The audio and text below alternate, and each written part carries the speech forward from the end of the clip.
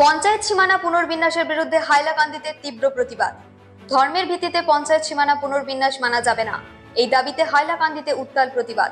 হাইলাকান্দি জেলার বলদাবলদি গ্রামে পঞ্চায়েত সীমানা পুনর্বিন্যাসের খসড়ার বিরুদ্ধে কৃষক মুক্তি এবং রাইজোর দল প্রতিবাদী সভা করে ও পরে বিক্ষোভ প্রদর্শন করে। গত 17 সেপ্টেম্বর রাজ্যের বিভিন্ন জেলার পাশাপাশি হাইলাকান্দি জেলাতেও পঞ্চায়েত এবং গ্রামোন্নয়ন বিভাগ পঞ্চায়েত সীমানা পুনর্বিন্যাসের খসড়া প্রকাশ করেছে। এই খসড়া প্রকাশের পর থেকেই নানা প্রতিক্রিয়া দেখা দিয়েছে এবং বিক্ষোভ শুরু হয়েছে। হাইলাকান্দি জেলার বলদাবলদিতে রাইজোর দলের কর্মীরা তীব্র প্রতিবাদ প্রদর্শন করেন। আসাম সরকার হায় হায়, জেলা প্রশাসন হায় হায়, ধর্মের ভিত্তিতে পঞ্চায়েত সীমানা পুনর্বিন্যাস মানি না ইত্যাদি স্লোগানে প্রতিবাদকারীরা বিক্ষোভ প্রদর্শন করে। পরে সংবাদ মাধ্যমের সামনে তারা বলেন যে এই পঞ্চায়েত সীমানা পুনর্বিন্যাস হাইলাকান্দি জেলা প্রশাসন শাসক গোষ্ঠীকে খুশি করার জন্য তৈরি করেছে। তারা আরো বলেন যে এই সীমানা পুনর্বিন্যাস সরকারি নির্দেশিকা অনুযায়ী নয়, বরং ধর্মের ভিত্তিতে করা হয়েছে। তারা হুঁশিয়ারি দেন যে যতদিন না পর্যন্ত এই সীমানা পুনর্বিন্যাস সরকারি নিয়ম অনুযায়ী না হবে, ততদিন পর্যন্ত এই আন্দোলন চলতে থাকবে। রাইজোর দল এবং কৃষক মুক্তি সংগ্রাম সমিতির কর্মীরা সংবাদ মাধ্যমকে জানায় যে আগামী 24 তারিখে হাইলাকান্দির জেলা শাসকের কার্যালয় ঘেরাও করে বৃহত্তর আন্দোলন গড়ে তোলা হবে।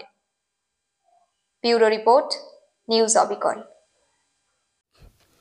আজি আপোনালোকে দেখিছে যে ডিলিমিটেশ্যন হাইলাকান্দি জেলায় যেটো পঞ্চায়ত ডিলিমিটেশ্যন কৰা হৈছে, তাত আমাৰ হাইলাকান্দি জিলাত টোটেল যেটো SOP আহিছে, এই SOPকে লংঘন কৰি তাত ডিলিমিটেশ্যন কৰা হৈছে।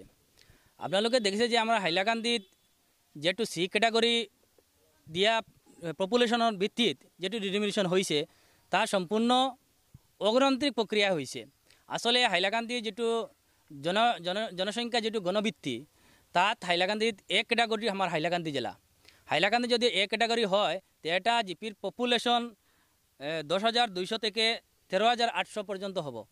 কিন্তু আমি দেখিছোঁ যে আমাৰ হাইলাকান্দি জেলাৰ যেটো ডিলিমিটেশ্যন হৈছে, হাইলাকান্দি সমষ্টি যিবিলাক জিপি হৈছে তাত অনলি ওয়ান রেভিনিউ ভিলেজ, এটা রেভিনিউ ভিলেজৰ এটা জিপি, তাত পপুলেশ্যন 3,000, 4,000, 2,500, 5,000 পপুলেশ্যন এটা জিপি হৈছে। কিন্তু আলগাপুৰ কাট্টিজলা সমষ্টি তাত আমি দেখিছোঁ 13,000, 14,000, 15,000 পপুলেশ্যনৰ এটা জিপি হৈছে। আজি আপুনি দক্ষিণ হাইলাকান্দি ব্লকৰ অধীনত আজি বলদাবলদি যেটো জিপি আছে, তাত 5টা রেভিনিউ ভিলেজ লৈ এটা জিপি তাত হ'ব লাগে।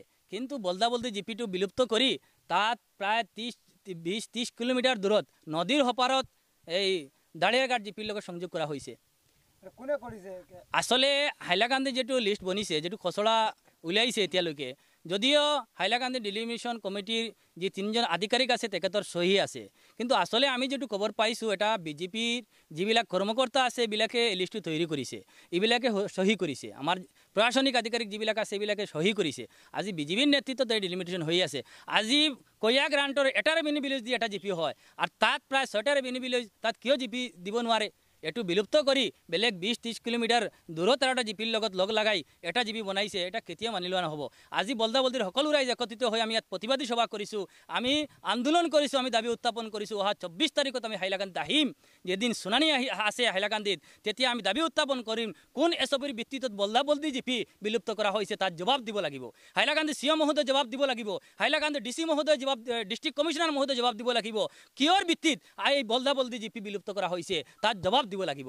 আমি দাবী উত্থাপন কৰিছোঁ বলদাবলদি জীবত থাকিব লাগিব। বলদাবলদি যেহেতু পপুলেশ্যন, পাৰফেক্ট পপুলেশ্যন যেটো আছে, এইটো আছে। আজি প্ৰায় ৰেভিনিউ ভিলেজ 8টা ৰেভিনিউ ভিলেজ তাত আছে, তাত কিয় জিপি দিব নোৱাৰিব? আৰু কয়া গ্ৰান্টত এটা ৰেভিনিউ ভিলেজ দি তাত এটা জিপি হৈছে।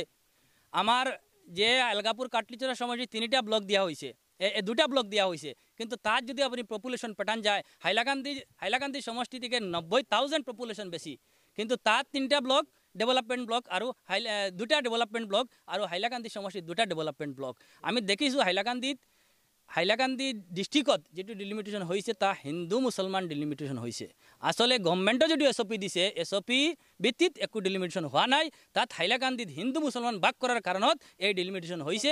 এটোৰ এগেইনষ্টত আমি প্ৰতিবাদ সাব্যস্ত কৰিম, প্ৰয়োজনত এটোৰ এগেইনষ্টত আমি আদালতত যাম।